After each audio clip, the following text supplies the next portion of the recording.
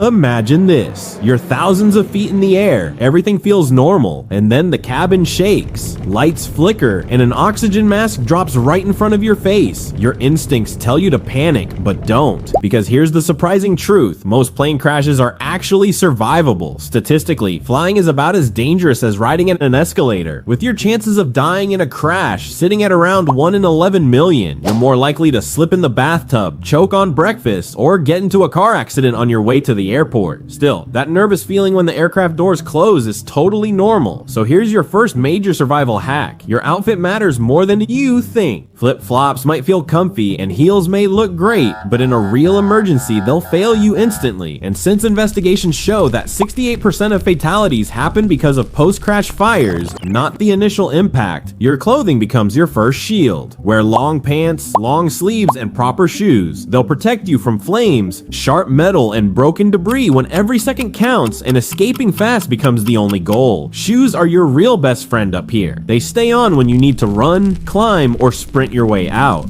Now, about the safest seat mystery. People love debating it, but the truth is far less comforting. There's no universally safe seat on a plane. Popular mechanics found that the back tends to have better odds unless the tail hits first, which proves the point. Every crash is different, so your real survival advantage is knowing your exits. Count the rows to the nearest one the moment you sit down, because if the cabin fills with smoke, visibility drops to almost zero. Stay alert during the first 3 minutes after takeoff and the last 8 minutes before landing. These are the most accident-prone moments, so keep your belt tight, shoes on, tray table up, and your bag under the seat to stop your legs from sliding forward and snapping on impact. And even if you've flown 100 times, actually pay attention to the safety briefing. Every plane design is a little different. If a crash does happen, remember that the first 90 seconds decide everything. People panic so hard they forget how to unbuckle a simple seatbelt. So don't freeze. Get into position immediately. Bend forward, grab the back of your legs, bring your head down, and brace for impact. That move alone can be the difference between walking out and not making it.